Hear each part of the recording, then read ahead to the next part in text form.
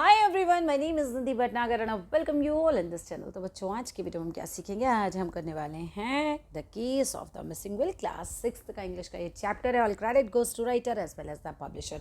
Without wasting a single second चलो start करते हैं अपने चैप्टर को। अब बच्चों, चैप्टर किसके बारे में थोड़ा सा यहाँ ध्यान दे दो।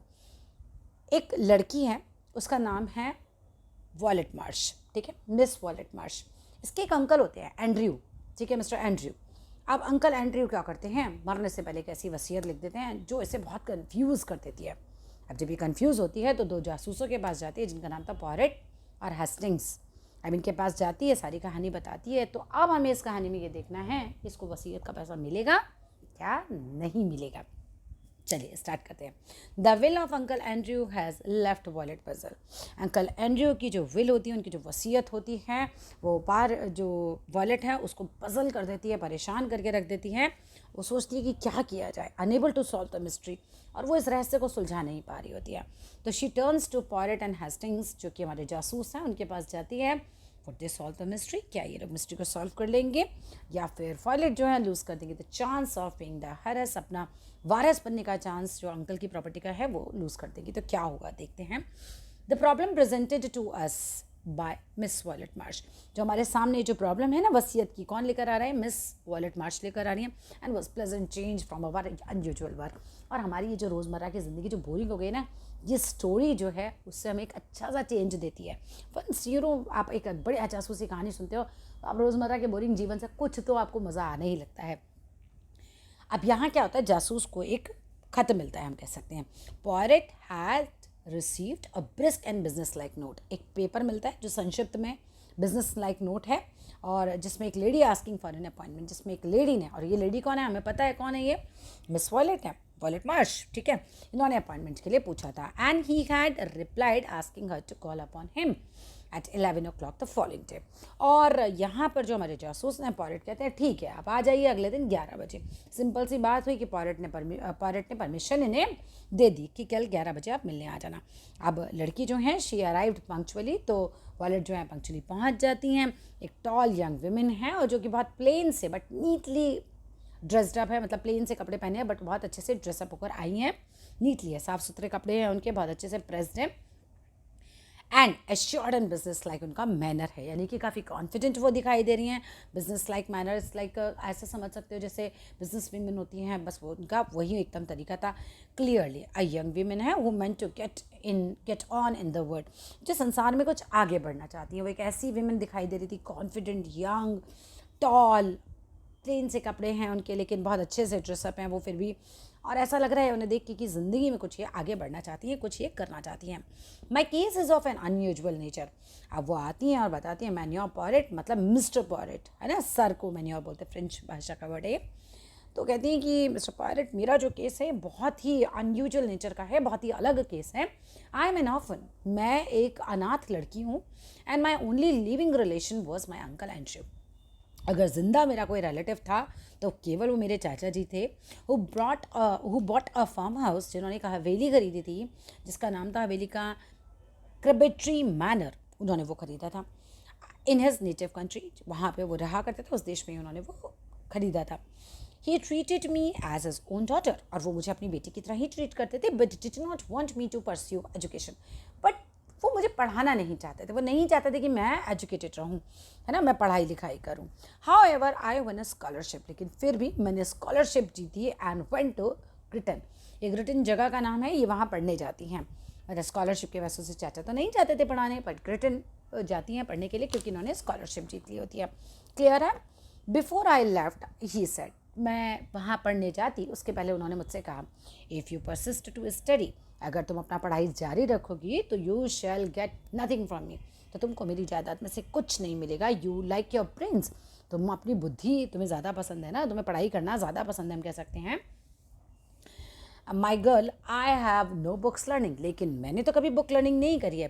But we will see who wins, पर मैं देखूंगा कि कौन जीता है। तभी तो ऐसी पहेली वाली विल बना के चले जाते हैं इसके लिए कि देखते हैं कौन जीतता है। भाई तुमने तो पढ़ाई लिखाई की है, मैं अनपढ़ हूँ, मैंने तो किताबें नहीं पढ़ी हैं, देखते हैं कौन जीतता है। That was 9 years ago। अब वो बताती हैं जासूस को कि ये तो 9 साल पुरानी बात है, ऐसा उन्होंने मुझसे कहा था। अ मंथ एगो, 1 महीने पहले ही डाइड, अंकल जी की मृत्यु हो जाती है मेरे। My uncle left the most extraordinary will, और जो मेरे अंकल जी हैं वो मेरे लिए दुनिया की सबसे अजीब एक्स्ट्राऑर्डिनरी सी विल छोड़ के गए हैं बाय टर्म्स। उसमें बड़ी अजीब सी शर्तें हैं। क्या शर्तें हैं उसके अंदर? जो क्रेबेट्री मैनर है एंड इट्स कंटेंट्स, जो भी उसके अंदर का सामान है, लाइक सोफा सेट हो गया, फ्रिज हो गया, टीवी हो गया, वॉशिंग मशीन, वट एवर उसके अंदर हवेली के अंदर सामान है, are to be at my disposal for a year. वो सब कुछ मेरा रहेगा बट 1 साल के लिए, समझ रहे, उनकी डेथ के बाद, फ्रॉम हिज डेथ। अब during which I have to prove my wits, और उसे 1 साल के अंदर अंदर मुझे अपनी बुद्धिमानी को प्रूव करना होगा। Else the house and all the properties pass to the various charitable institutions, और अगर मैं अपने आप को बुद्धिमान साबित नहीं कर पाती हूँ तो 1 साल तक तो उन्होंने मुझे दे दिया रहने के लिए, मुझे उसी 1 साल में खुद को बुद्धिमान साबित करना है, नहीं कर पाती हूँ तो सारा का सारा सब चैरिटी में चला जाएगा। Was the will drawn up by a lawyer, तो पायरेट पूछते हैं कि क्या ये किसी लॉयर ने बनाई थी ये विल? नो। फिर वो जवाब देती है लड़की कि नहीं, ऐसा तो नहीं था। It was written on a printed will, ये जस्ट एक प्रिंटेड विल फॉर्म पे जो है प्रिंट में आती है ना, जैसे उस पर लिखाई गई थी, और विटनेस बने थे मिस्टर और मिसेस बेकर, जो कि कौन थे? वो लिव इन द हाउस, जो घर में रहते थे, and looked after my uncle, जो मेरे अंकल की देखभाल करते थे, मे बी लाइक नौकर नौकरानी थे। मिस्टर बेकर और मिसेस बेकर नौकर नौकरानी थे, राइट। उनके सामने वो लोग ने दस्तखत किए थे कि हाँ इन्होंने ये विल बनाया। ओके, उसके बाद चलिए, you agreed it, you regard it then as a sporting challenge on the part of your uncle. तो पायरेट कहते हैं अरे फिर तो तुम मतलब एक चैलेंज की तरह लो इस चीज़ को। एग्जैक्टली, हाँ। It bears that interpretation clearly, said Poirot thoughtfully. तो पायरेट जो कहते हैं इसका तो यही मतलब निकलता है इस विल का, जो उन्होंने बना के दी कि 1 साल तक सब तुम्हारा है, बुद्धिमान साबित करो, इसका तो यही मतलब निकलता है कि somewhere in the old manner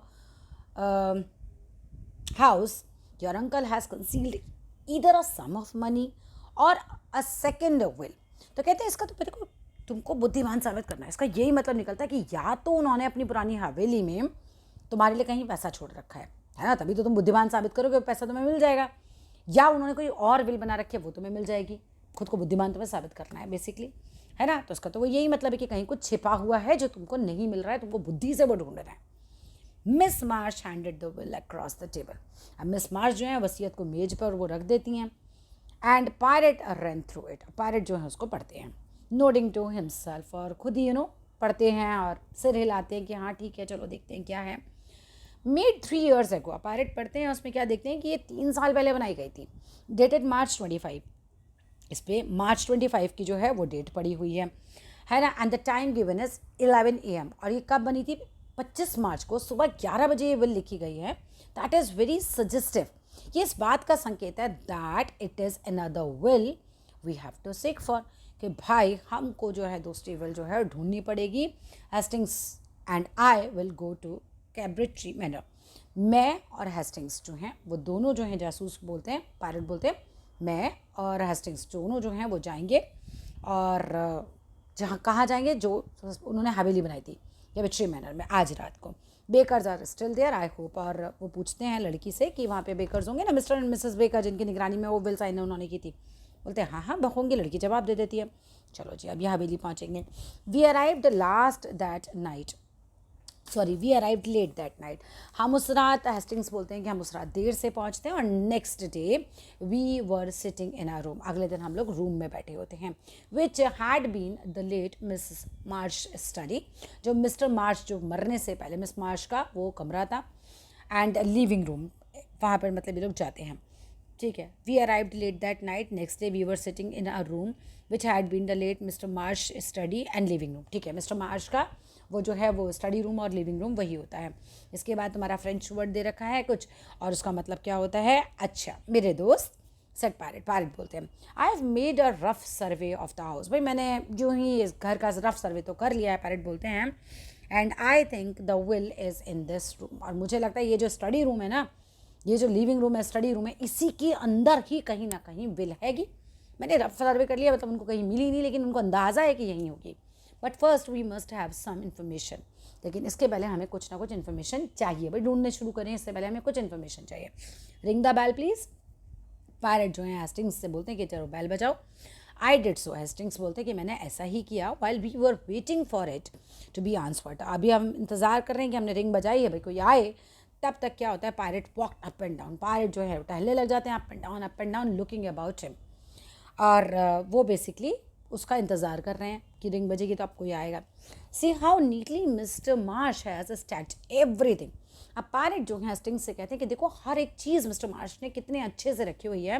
and the key to each drawer has its every label, और हर एक ड्रॉर की जो चाबी है वो हाथी जो होता है उसका जो सींग होते हैं उससे उस पर लेबल लगा हुआ है बिल्कुल।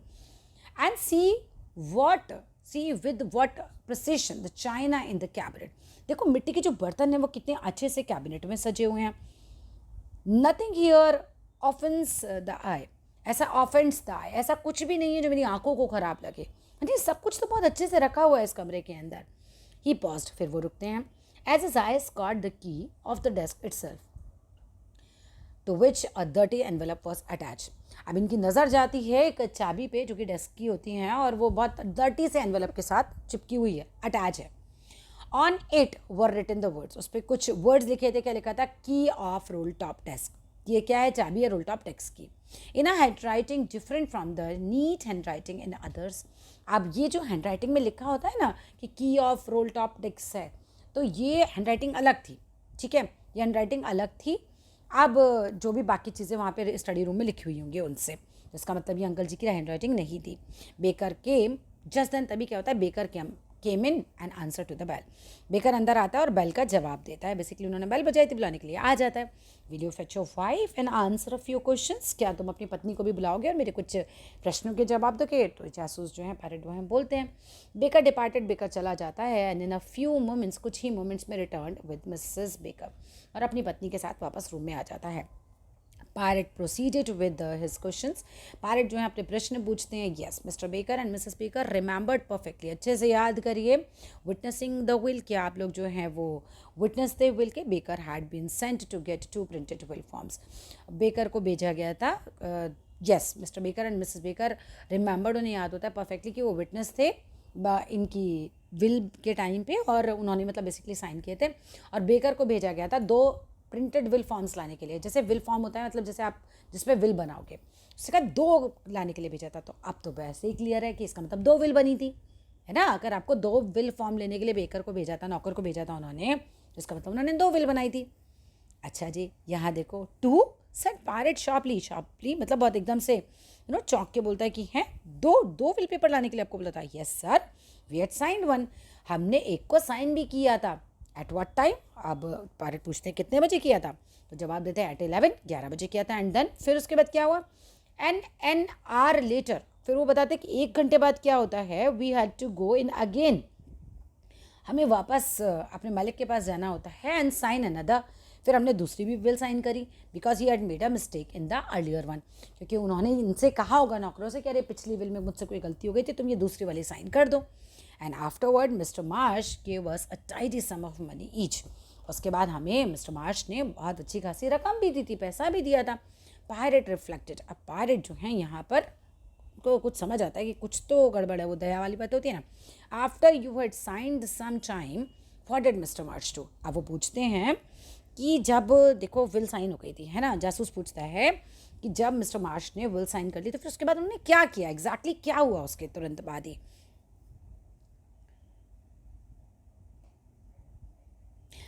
Went out to village to pay tradesman books, तो उसने बताया नौकर ने कि फिर उसके बाद जो लड़की के चाचा जी हैं मिस्टर मार्च जो हैं वो गए थे किताबें वापस देने व्यापारी की। चलो जी, किताबें वापस देने गए थे, कुछ समझ नहीं आती है बात यहाँ पे इन लोगों को। आगे कहानी बढ़ती है। That did not seem very promising, mean कुछ सही नहीं लग रहा है, कुछ तो गड़बड़ है अभी भी। He then held out the key of the desk, फिर वो डेस्क की जो की है उसे आगे बढ़ा देते हैं, किसकी तरफ? बेकर की तरफ। और फिर क्या पूछते हैं? Is that mister March writing, क्या ये मिस्टर मार्च की राइटिंग है? अब क्या होता है? आई मे हैव इमेजिन्ड इट, मैं ऐसी कल्पना कर सकता था, पायरेट बोलते हैं। बट अ मोमेंट और 2 elapse before baker replied, 1-2 moment में क्या होता है, बेकर क्या जवाब देता है, मतलब उसको थोड़ा टाइम लगता है। वो कहता है यस सर इट इज़, हाँ ये उन्हीं की राइटिंग है। ही इज़ लाइंग, क्योंकि जो सच बोलता है वो फटाक से बोल देता है, सोचने की ज़रूरत ही नहीं पड़ती। उसने कहा नहीं ये झूठ बोल रहा है। अब पायलट को लगता है कि नहीं, ये झूठ बोल रहा है, उसकी राइटिंग नहीं है. Have there been any strangers in the house during the last 3 years? अब पायलट पूछते हैं कि क्या कोई अजनबी आया था इन 3 सालों में तुम्हारे घर में? तो बेकर जवाब देता है, no sir, only miss Violet आई थी, मतलब उनकी भतीजी आई थी बस खाली. Yes, forget the workman Jim, his wife reminded him. अब इनकी पत्नी जो है बेकर की, उनको याद दिलाती है, अरे नहीं नहीं, वर्कमैन भी तो आए थे, मतलब है ना, जिम जिम मतलब बेकर का नाम होगा, तो बोलते कि वो भी तो आया था, काम करने के लिए बंदा आया था. What workman? पायलट पूछते हैं, कौन सा आदमी आया था, कौन वर्कमैन आया था यहाँ पे? द वीमेन एक्सप्लेन, अब बेकर की पत्नी जवाब देती हैं, दैट अबाउट 2.5 years ago, 2.5 साल पहले, सम वर्कमैन डिड सर्टेन रिपेयर्स, कुछ वर्कमैन आए थे, ज़्यादा लोग थे, मजदूर लोग थे, और वो रिपेयर करने आए थे घर के अंदर. Thought that she was quite unaware as to what they did, और एक्चुअली वो शायद अवेयर थी कि वो क्या करने आए थे. वो बोलती मुझे याद नहीं है कि क्या करने आए थे. Unfortunately they could not remember the name of the firm except that it was from Plymouth. Plymouth से आए थे, बस इतना उन्हें याद था, फर्म का नाम उन्हें याद नहीं था. प्लायमाउथ से आए थे, बस इतना याद है, इस जगह से आए थे. Clearly he made a second will. अब तो भाई साहब पायलट को लगता है पक्का उन्होंने दूसरी विल बनाई थी. And then he had workman from Plymouth, और फिर वहाँ उसके बाद वर्कमैन भी आए थे प्लायमाउथ से to make a suitable hiding. और वो समझ जाते हैं ये कुछ छिपाने के लिए आए थे, है ना, उससे इन्होंने छिपाई है. Let's go to Plymouth. तो कहता है चलो प्लायमाउथ चलते हैं, उस जगह पे चलते हैं, पायलट कहते हैं. As the Bakers left the room, अब बेकर जो है वो कमरा छोड़ के चले जाते हैं. वी फाउंड द फर्म, हमें वो फर्म तो मिल जाती है जहाँ से वो बंदे आते हैं, 2 men एम्प्लॉयड, जहाँ से 2 आदमी मिस्टर मार्च ने बुलाए होते हैं. They remembered that they had taken up one of the bricks of old fashioned fireplace. अब उन्हें याद आता है कि उन्होंने क्या किया था. दे हैड टेकन अप, उन्होंने निकाली थी, ईंट निकाली थी ओल्ड फैशन की फायर प्लेस से. Made a cavity beneath it, उसके अंदर ईंट के अंदर कुछ कैविटी बनाई थी, यानी कि छेद टाइप बनाया था. एंड कट द ब्रिक, उस ब्रिक को काटा था, so that it was impossible to see the joint. और ऐसे काटा था उन लोगों ने उस ईंट को, वहाँ विल छिपाई होगी, ठीक है, कि जिससे कोई जॉइंट नहीं दिखाई दे. By pressing it on the second brick from the end, अगर आप उसे प्रेस करके रख दोगे तो मतलब आपको दिखाई नहीं देगा कि कहाँ से कटा हुआ था. The whole thing was raised. अब एकदम सारी बात पायलट को समझ में आ जाती है. वी रिटर्न टू क्रैबेटर मैनर, अब वो जाते हैं क्रैबेटर मैनर पे, क्रैबेट मैनर पे, क्रैबेट्री मैन्योर पे जाते हैं, मतलब उस हवेली पे जाते हैं खुशी खुशी. एंड फाउंड द ब्रिक, उनको वो वहाँ पे ईंट मिल जाती है, as told by the workers, जैसे वर्कर ने बोला था. Eagerly Poirot plugged in his hand, तो पायलट जो है वहाँ पे अपना हाथ डालते हैं, बट इज फेस फैल, लेकिन उनका चेहरा आगे की तरफ झुक जाता है. एज ही गॉट वॉज एक जला हुआ सा फ्रेगमेंट सा उनको स्टिफ पेपर वहाँ पे मिल जाता है. ओ माय गॉड, अब इनको क्या लगता है, समबडी हैज़ डिस्ट्रॉयड, किसी ने ये विल जला दिया.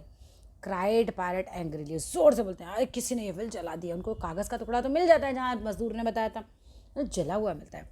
द बेकर्स, अब उनको लगता है आई सजेस्टेड, तो मैंने, हेस्टिंग्स बोलते हैं कि मैंने सजेस्ट किया कि बेकर ने जलाया होगा.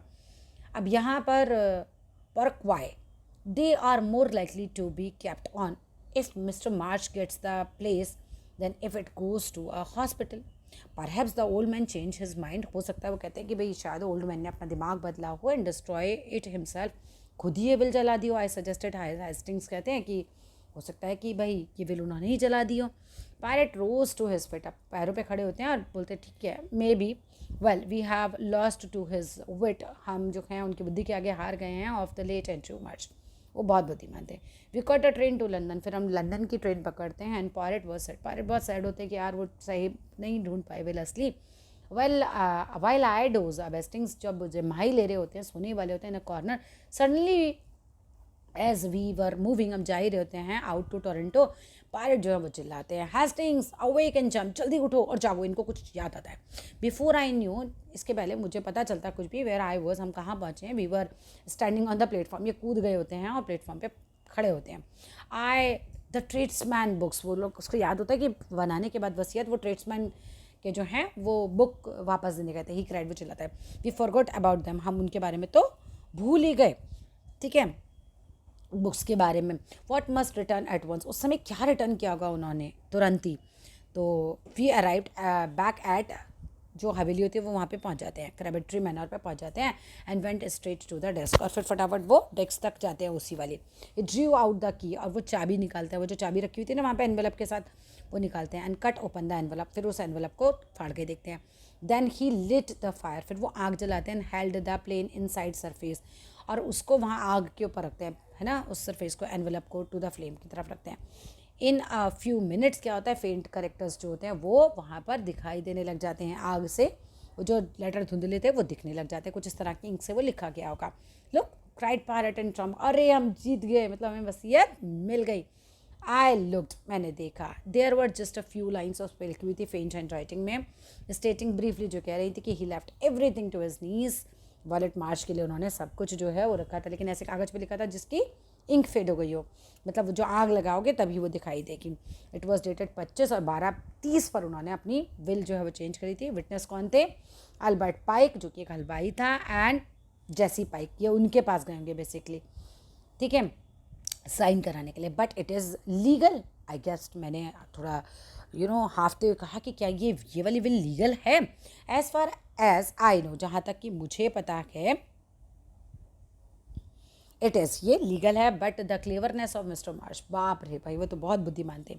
ही foresaw every step that searcher would take, वो हर एक वो चीज़ करते हैं जो कि खोजने वाला सोच सकता था, इनकी ईंट में छिपाई होगी, कमरे में छिपाई होगी, क्या किया होगा, वो सब कुछ वो कर लेते हैं। और so that he got 2 will forms, इसीलिए वो 2 विल फॉर्म्स लेते हैं टू मिसलीड दैम, है ना, मिसलीड करने के लिए। Made the help sign twice, और 2 बार वो साइन भी उन्हीं लोगों से करवाते, जबकि असली विल पर उन्होंने साइन कराए थे एल्बर्ट पाइक के, जो कि एक हलवाई था, ठीक है, और उसकी पत्नी जेसी पाइक के।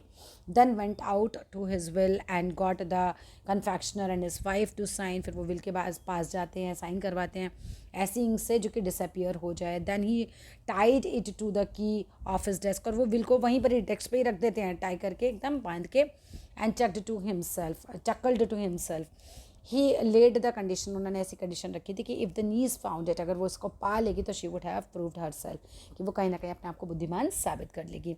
She didn't see through it, लेकिन वो तो मतलब बेसिकली खुद नहीं पता लगा पाई, लेकिन आई सेड स्लोली, मैंने कहा, लेकिन वो तो खुद को बुद्धिमान नहीं साबित कर पाई। इट सीम्स रादर अनफेयर, लेकिन ये तो काफ़ी अनफेयर बात लग रही है। ओल्ड मैन रियली विन, वाकई में वो बूढ़े आदमी जीत गए कि वो अनपढ़ होते हुए भी इतने ज़्यादा शातिर, इतने ज़्यादा बुद्धिमान थे। But no Hastings, she proved her wits, लेकिन नहीं, आप पायरेट बोलते नहीं, उसने अपने आप को बुद्धिमान साबित किया क्योंकि उसने हमें हायर कर लिया बेसिकली, है ना। At by once putting the manor in my hands, क्योंकि उसने तुरंत ही सारा मैटर मेरे हाथ में दे दिया, वरना तो वो नहीं जीत पाती। She has amply proved her right to the money, उसने अच्छे से प्रूव कर दिया कि मनी पर उसी का अधिकार है। I wonder what old Andrew would have thought, अब मैं सोचता हूँ हेस्टिंग्स की, भाई पता नहीं वो चाचा जी ऊपर आसमान में क्या सोच रहे होंगे कि बुद्धिमान है कि ये बुद्धिमान नहीं है, क्योंकि हेस्टिंग्स ने कहा कि वो बुद्धिमान नहीं है, वो तो नहीं पता लगा पाई, लेकिन पायरेट कहते हैं नहीं बुद्धिमान ही तो है, तभी तो हमारे पास आ गई वो। तो that's all in this video. I hope अच्छे से चैप्टर समझ आया होगा, और समझ आया हो तो ज़रूर लाइक कीजिएगा, शेयर कीजिएगा, चैनल को सब्सक्राइब कीजिएगा। Thank you for watching this video.